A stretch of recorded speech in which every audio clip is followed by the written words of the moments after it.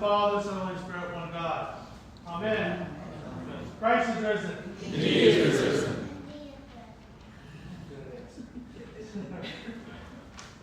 How are we doing this morning? Good?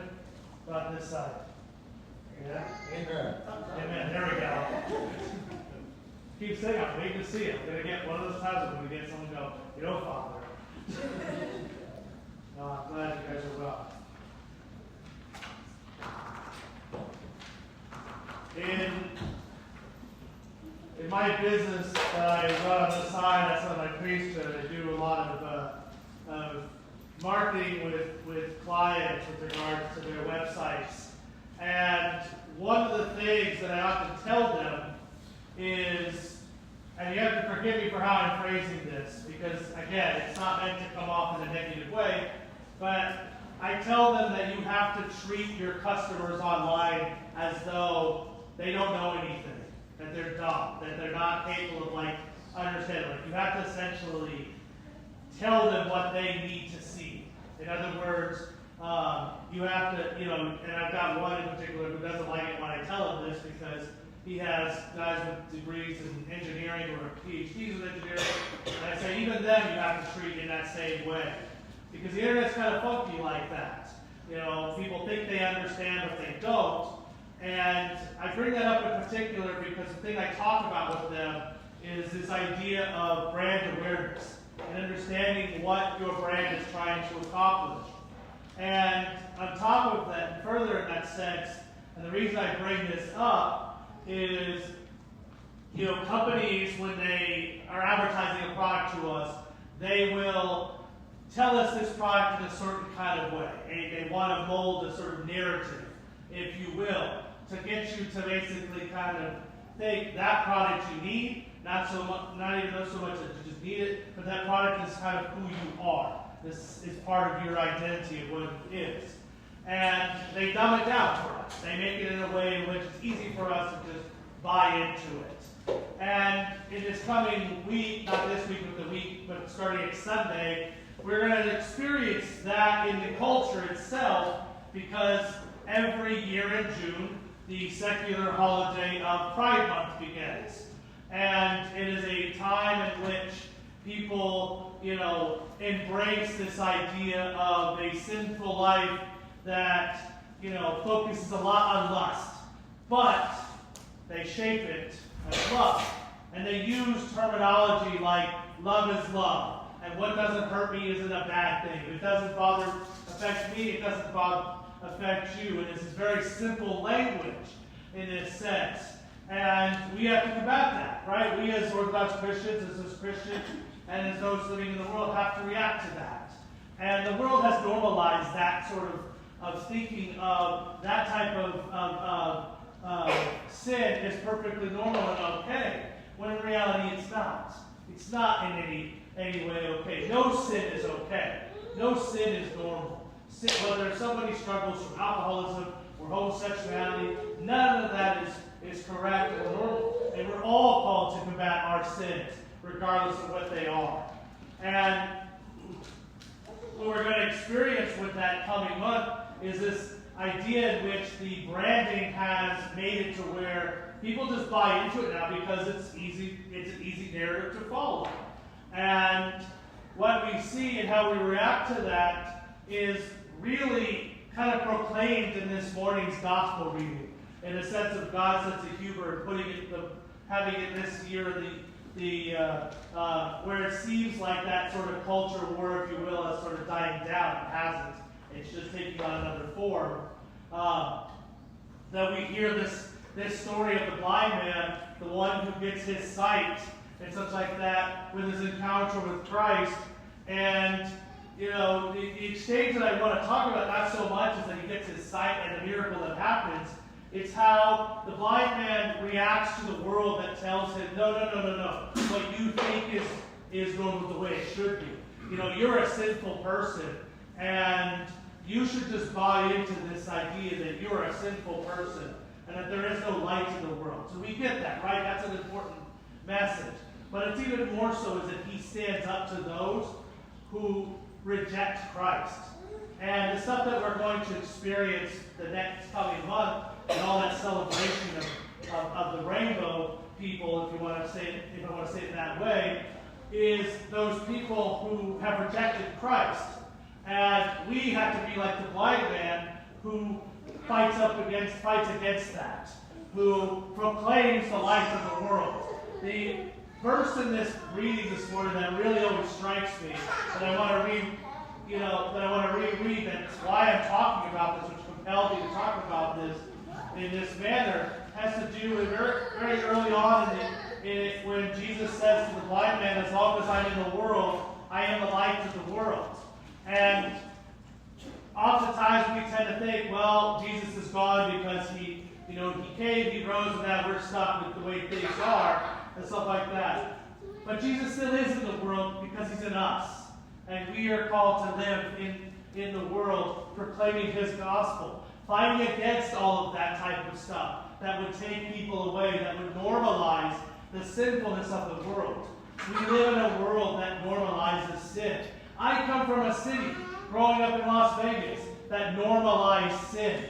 And I can tell you this, and it's a little bit of a funny story on this side note. When I first moved to Colorado, after I, was in Vegas, and like that, there was a adult store or whatever it was that was near a very popular restaurant. A lot of people from the church in Colorado Springs used to go to. They're not all in the country perfect, but they like to always go over there after church and stuff like that. Right next to it was this adult store. And Father Anthony Carver, blessed memory, once said to me, if you ever want to have fun, see how many people are coming by from my parish over at an adult store. He was being cynical in his sort of way, right? I didn't even know there was an adult store there. My brain didn't even fathom it because I was so desensitized to it that I couldn't even comprehend that there was a store there. Because I'm so used to seeing that stuff growing up in Las Vegas, I didn't even register anything on that. And I say that because we are desensitized in our world. We are desensitized because the world has normalized this.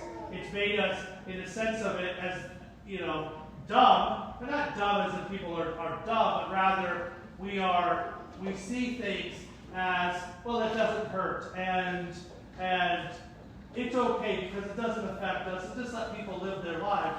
When in reality, what we've created, and by normalizing that, is we've created a real blindness.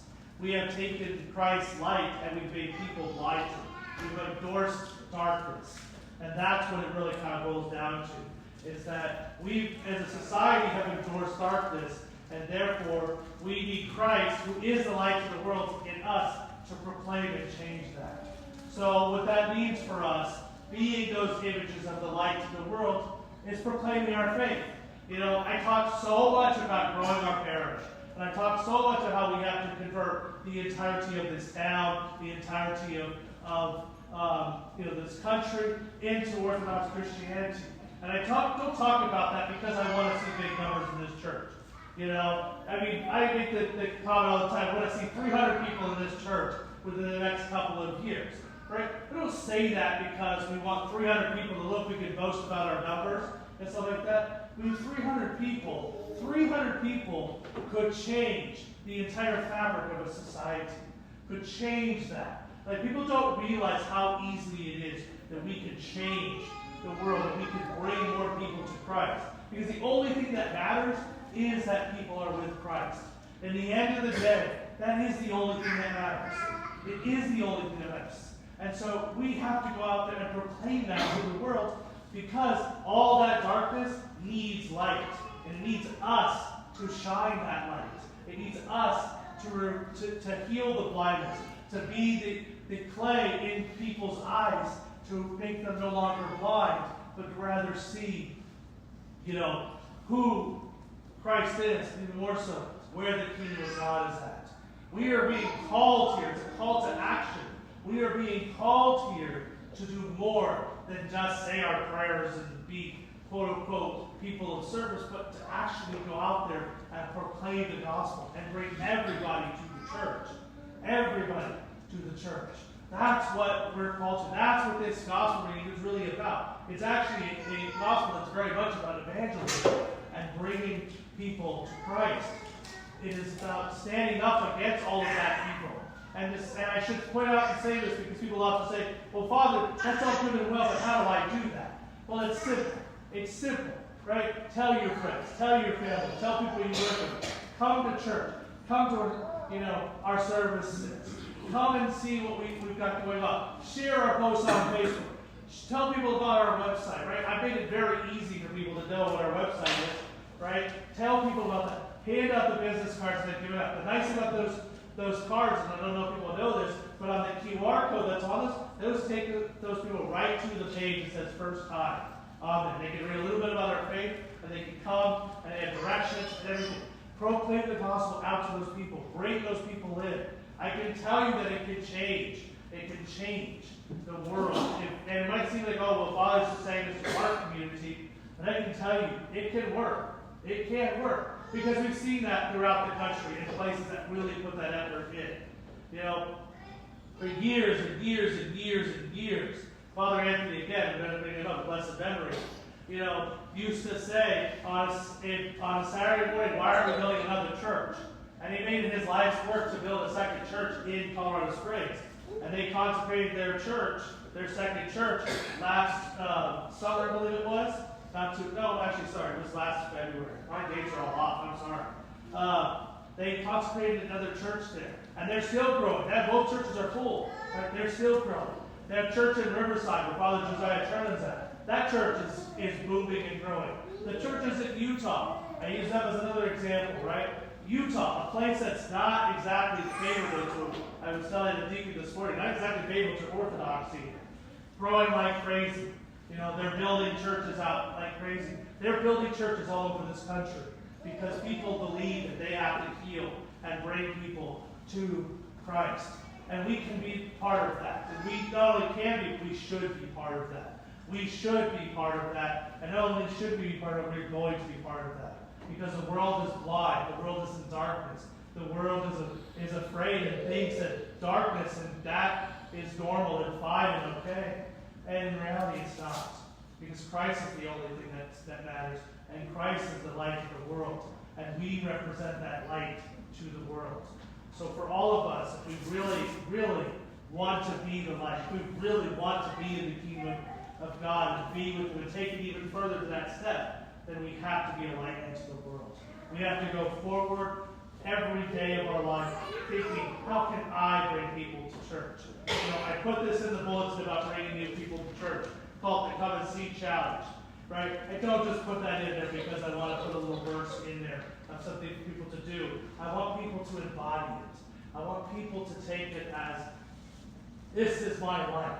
Because in the bottom line is when we stand before God and we stand to be judged before Jesus Christ, and He asks us, what is our defense? Our defense better be, we brought people to church, we brought people to you, and we worked our entire life to proclaim the gospel. If our defense is not that, and our defense is, I just said my prayers, I did the best I could to be a good person, that won't be good enough. That won't be good enough for Christ. Because Christ, again, I'm going to say this with regard, the last thing I'm going to say, at the very end of Matthew's gospel it says, preach to all nations, meaning preach to all people. That is the greatest commandment. Of course, the greatest commandment is to love and to love our enemies, but the greatest commandment fulfilled is when we bring people to Christ and we bring them to God's kingdom. And that's the reason Christ came. That's the reason He healed this blind man, to make us realize that the world is dark and we have to be the light in the world, to save those as well as ourselves, and by bringing those, others will be saved. Amen. Amen.